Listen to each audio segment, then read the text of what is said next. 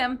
I mentioned in my last video that I had read We Solve Murders by Richard Osman, and that I might do a video about it. I don't have a whole lot to say about it, is the thing. I don't still have the book. It went back to the library the day after I finished it. But if you've watched this channel, you know I've really liked the Thursday Murder Club books. Of the 4, I give 3 of them 5 stars and one of those a 4-star. So for me, that is a favorite series. So I was hoping that this book, which is meant to kick off a new series, would be equally wonderful. But at the same time, I recognize that because I love Thursday Murder Club so much and all those characters, that bar is kind of high. I gave We Solve Murders 3 stars. I thought it was fine. The premise, it's an origin story, all right? It's a setup for what comes after. So maybe subsequent books will be stronger. But the premise is that all of these characters must come together to solve a series of murders. And then we also get the shady, secretive chapters from the villain's point of view, where we don't quite know who the bad guy is. We know the name he goes by, but we don't know who he is in reality. It's very kind of, it wants to be James Bond, but as a team. There's a young-ish character, Amy. She is a professional bodyguard, more or less. She works for a company called Maximum Impact Solutions, if I'm remembering right. Her boss's name is Jeff, and his partner has recently split and spun off a competitive bodyguard security, personal security company. Amy is guarding a really old romance novelist named Rosie. She's like probably 80. I don't know. A lot of people in this book are old, which tracks. If you've read Thursday Murder Club, you know all those characters are older, or most of them are.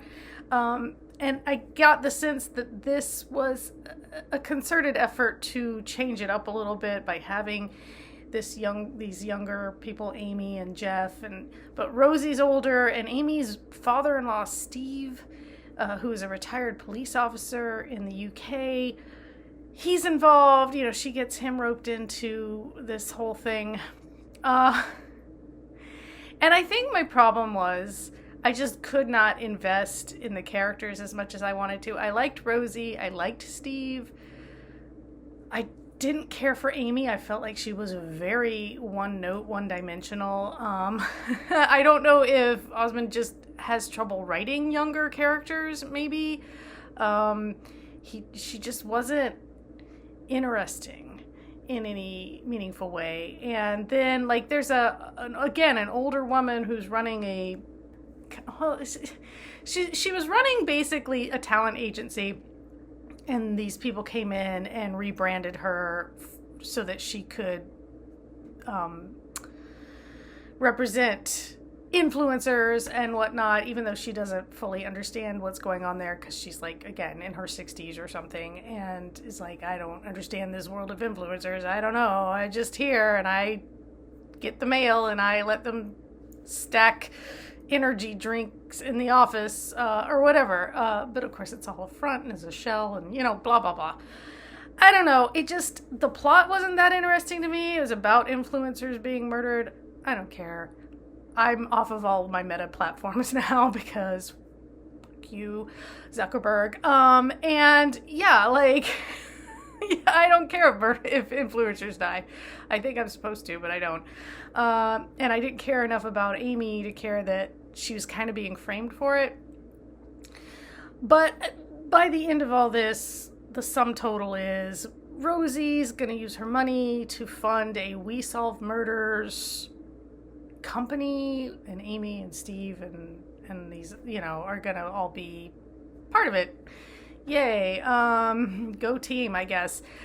I don't know. I found it fine but underwhelming. By about 50 or so percent of the way through, I was skimming because I just didn't care. We were going from South Carolina to San Lucia, and somebody else is off in Hawaii, and then we're going to Ireland. It wanted to kind of be this James Bond globe hopping thing. The fact that Amy and her father-in-law are so close, but she's almost never seeing her husband, which is also Steve's son. That to me is just like a very strange gimmick. I don't know, whatever it is, it's a bizarre setup. But yeah, I gave it 3 stars. I probably feel closer to 2.5 on it. It was fine. It just didn't work for me. Your mileage may vary. Will I read additional books in the series? Since this wasn't all set up, but it was largely to set up the formation of this group that is going to call itself We Solve Murders. I don't know if another book came out and I read the premise and thought the premise sounded interesting, I might give it another go. Maybe the characters get more interesting as we get deeper in. But if it's not like Thursday Murder Club, where I'll pick it up regardless, no matter what, because I love all those characters just so dearly that I'll read whatever.